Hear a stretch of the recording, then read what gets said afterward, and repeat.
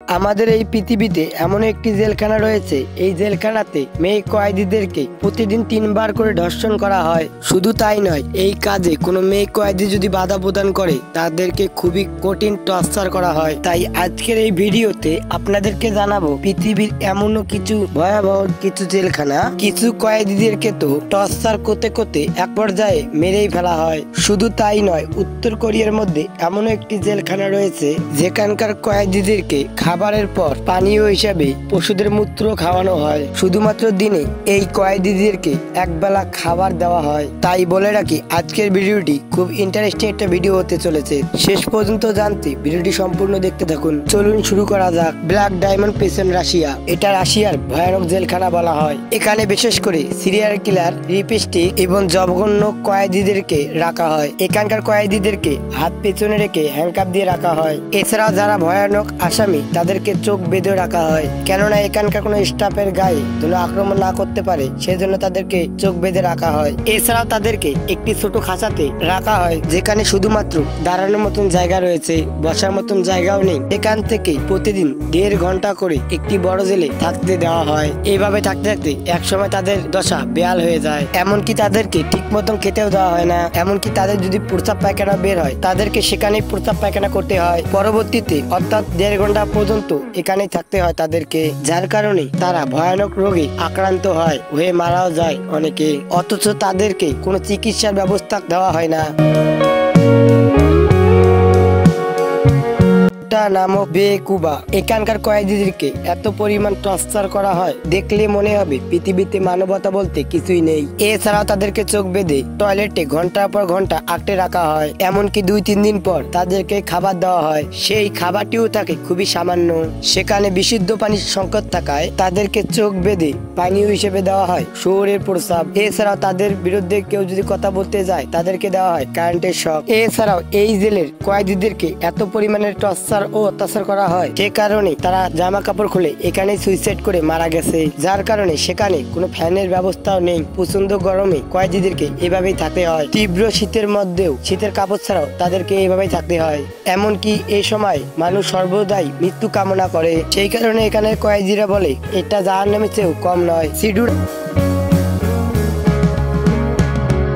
বায়োডোজ পিছন ইও সিলিভিটর। এখানকার কয়েদিরা এতটাই ভয়ানক, এখানের স্টাফেরাও তাদের সাথে কথা বলতে ভয় পায়। এখানে এমন এমন গ্যাং রয়েছে যে কিনা নিজের গায়ে ট্যাটু করে তাদের গায়ের প্রতীক বা তাদের চিহ্ন লাগিয়ে রাখে।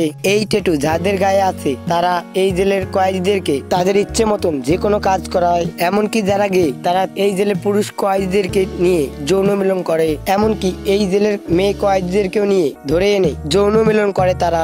এমনকি কোনো মেয়ে কয়েদি যদি এই কাজে বাধা দেয় তাদেরকে নির্মমভাবে মারধর করা হয়। এছাড়া তাদেরকে কঠিন কঠিন শাস্তি দেওয়া হয়। এমনকি তাদেরকে মারতে মারতে মেরেই ফেলা হয়। আর তাদের ফ্যামিলিকে বলা হয় তারা সুইসাইড করে মারা গেছে। গিটার পিছন রামান্ডা। এটা দেখলে বোঝার উপায় নেই এটা কোনো জেলখানা। দেখলে মনে হবে দুর্ভিক্ষে পুরো শহরের মানুষ ছোট্ট একটি আশ্রয় কেন্দ্রে আশ্রয় নিয়েছে, কেননা 500 জন মানুষের জন্য বানানো জেলখানায় 7000-এরও বেশি মানুষ এখানে থাকে। এছাড়াও এখানে কোনো টয়লেটেরও ব্যবস্থা নেই। এমনকি এত স্বল্প জায়গায় এত পরিমাণে মানুষ থাকে, তারা ঘুমানোর জায়গা পর্যন্ত পায় না। এমনকি তাদেরকে দাঁড়িয়ে দাঁড়িয়ে ঘুমা লাগে। এমনকি শুধুমাত্র 500 জন মানুষের খাবার 7000 মানুষকে ভাগ করে দেওয়া হয়। মানুষ 3 বেলা খাওয়া দূরের কথা, 1 বেলা খাবার পায় না পায় তাও সন্দেহ। এমনকি এমন সময় মানুষ 2-3 দিন না খেয়েও থাকে। এমনকি তারা খাবারের জন্য হাহাকার করে, নিজেদের মধ্যে মারামারি শুরু করে দেয়। মেয়েদের এত দূর অবস্থা যেটা না দেখলে বিশ্বাস করার মতন নয়। যখন মেয়েদের পিরিয়ডের সময় আসে পরিষ্কার পরিচ্ছন্নর দিকে খেয়াল দেওয়া হয় না। তাদের জামা কাপড় রক্তে লাল হয়ে থাকে। এমনকি অপরিষ্কার জায়গায় এভাবেই তাদেরকে থাকতে দেওয়া হয়। এমনকি তারা যেখানে থাকে সেখানে তাদেরকে প্রস্রাব পায়খানা করতে হয়। এমনকি চারদিকে এত দুর্গন্ধ যা আপনারা দেখলে বমি করতে বাধ্য হবেন। আর যাই হোক, এখানে এই অবস্থায় কোনো মানুষ থাকতে পারবে না। এমনকি যারা গর্ভবতী রয়েছে তাদেরকে কোনো চিকিৎসার ব্যবস্থা করা হয় না। এমনকি এই অবস্থায় বাচ্চা জন্ম দিতে গিয়ে অনেক কয়েদি মারা গিয়েছে।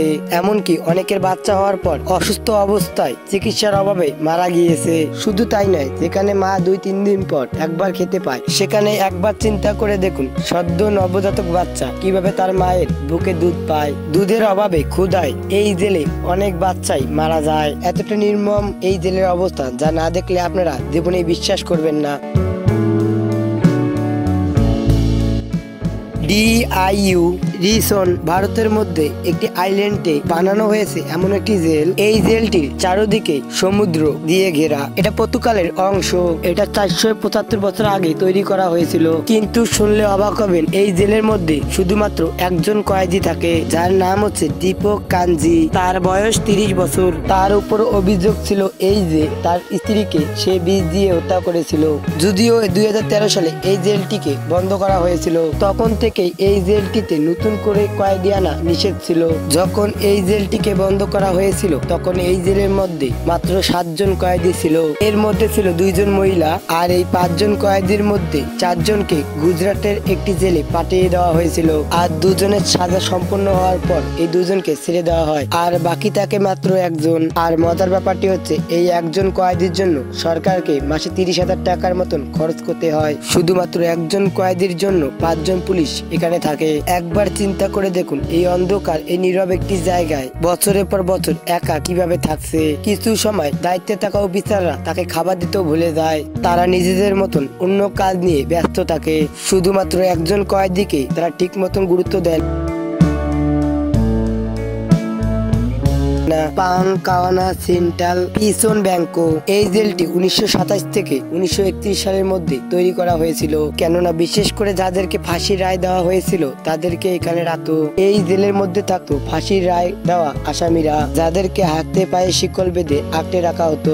এছাড়াও তাদেরকে দিনে একবার খাবার দেওয়া হতো, তাও আবার এক বাটি। প্রচন্ড শীতের মধ্যে তাদেরকে খালি গায়ে থাকতে হতো। তাদেরকে মাত্র একটি হাফ প্যান্ট পরে থাকতে হতো। কেউ যদি খিদার কারণে চিল্লাপাল্লা করতো তাদেরকে একটি অন্ধকার ঘরে আটকে রেখে নির্মম ভাবে অত্যাচার করা হতো। এছাড়াও তাদেরকে এত পরিমাণ অত্যাচার করা হয় তারা সর্বক্ষণ মৃত্যু কামনা করে। অতি দ্রুত তাদেরকে যেন ফাঁসির রায় কার্যকর হয় তারা এই কামনা করতো। তো বন্ধুরা, আজকের এই ভিডিওটি এ পর্যন্তই। ভিডিওটি ভালো লাগলে বন্ধুদের কাছে শেয়ার করতে পারেন। আর আপনারা যদি এরকম আনকমন ও ইন্টারেস্টিং ভিডিও পেতে চান তাহলে আমাদের চ্যানেলটিকে অবশ্যই সাবস্ক্রাইব করবেন। তো ভালো থাকবেন, সুস্থ থাকবেন, টেক কেয়ার, আল্লাহ হাফেজ।